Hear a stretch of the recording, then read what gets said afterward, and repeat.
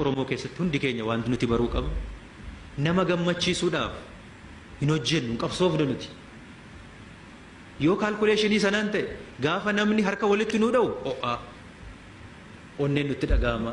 Gaafa xinnoo immoo fuula nurraa galagalfatu immoo qabbanaa deebi'aa golatti galaa yoo ta'e qabsoon keenya fiixan bu'a. An Oromoodhaaf maaliif akkan qabsaa'u beektu? Isinitti immoo ummanni Oromoo gadi ba'ee hiriiraan akkana simatu yookiin caffeenaa afee akka inni na simatu miti. Kan ani qabsaa'u saba kanaaf gammachuu sammuu qabaachuudhaaf dhuunfaa koodhaaf mataa kootiif gammachuu sammuu an Lammaa Magarsaa Waaqoo akka ilma Oromoo tokkootti lafa kanarratti dhaladhee saba kanaaf maalan hojjedhee darbe dhaladheen jiraadheen darbe moo akka ilma namaatti saba ofiif maatii koof maalan hojjedhee darbe jedhee gaafan aanumti deebisee of gaafadhu ofii koof deebii laachuudhaaf sammuu koof.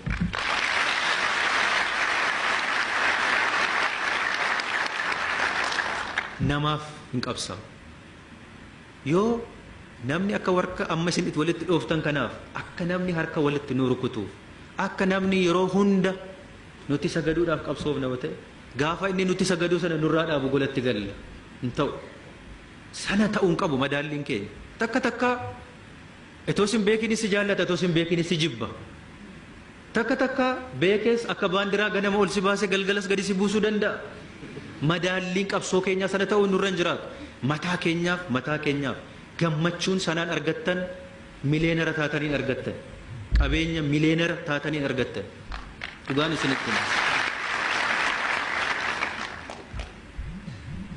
namaan of madaaluun qabu eenyummaa keenyaan yoo of bar sanaaf jedheetan qabsaa'aadhaan malee mindaa argannuun faayidaa argannuun nama nu duuba goree nu faarsuun yoo ta'e gatiin qabu. Qabsoo keessa mee qabsoo ilaala maali ammasiin faayidaan isin argattan? Birriin kudhan namni hiramee fi jira kaleessa waan qabsaa'eef birrii 100 miti hin jiru. Faayidaan qabsoo keessaa argamu maali? Gammachuu sammuuti. Ofitti amanamummaa kee gammachuu ati sammuu kee irraa argattu malee waan namni sii kennu ekstiraa jiraachuu hin danda'a. Namni ulfina sii kennu si kabajuun si faarsuun ekstiraa. Ofii keenyaaf mataa keenyaaf sammuu keenyaaf jennee hojjechuu saba kanaaf hojjenne yoo ta'an. Aangoo jechuun maal akka ta'es dubbatan. Aangoo jechuun waan akka fooqee guddaa tokkotti bahaniiti. Anaaf kan naa gara gamoo guddaa dheeraa al tokko utaalanii bahuudha. Garuu akkamitti utaalama? Masalaalii irra ejjetanii itti bahan tu jira gaafa aangootti baatu. Homaa xaarii tokko malee rakkoo tokko malee gamoo dheeraa masalaaliin jala sii dhaabbateetu irra ejjettee kan itti baatu. Aangoo kana gamoo dheertuu kana masalaaliidhaan ejjettee qalbiidhaan baate kana yoon bu'uu qabda gaafa etuu masalaaliin sun si jalaan ka'e.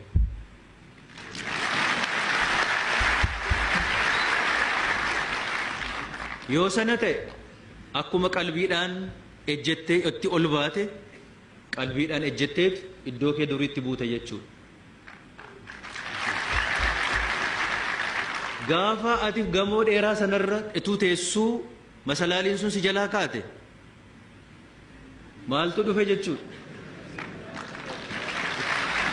Kanadha aangoon kana kabaja kee ulfina kee dhabdeet irraa darbatamtaa jechuudha. Gaafa darbatamtu immoo maal irratti akka kuftu beekte.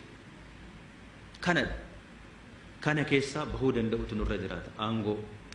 Qabsoon Oromoon amma ammatti godhaa ture qeerroo keenya kan ammaa kana nuuf uumuu dandeetti jira. Qeerroonis hojii isaanii hojjetanii dirqama isaanii bahanii jiru jedhan. Bu'aa qabsoon Oromoo bara dheeraa uume keessaa tokko qeerroo har'aa kana.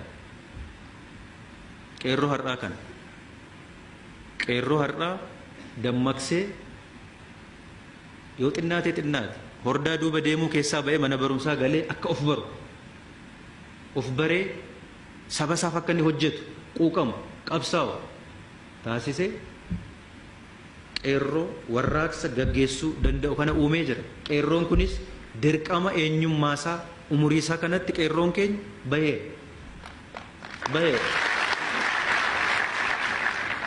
hojii guddaa hojjeteera.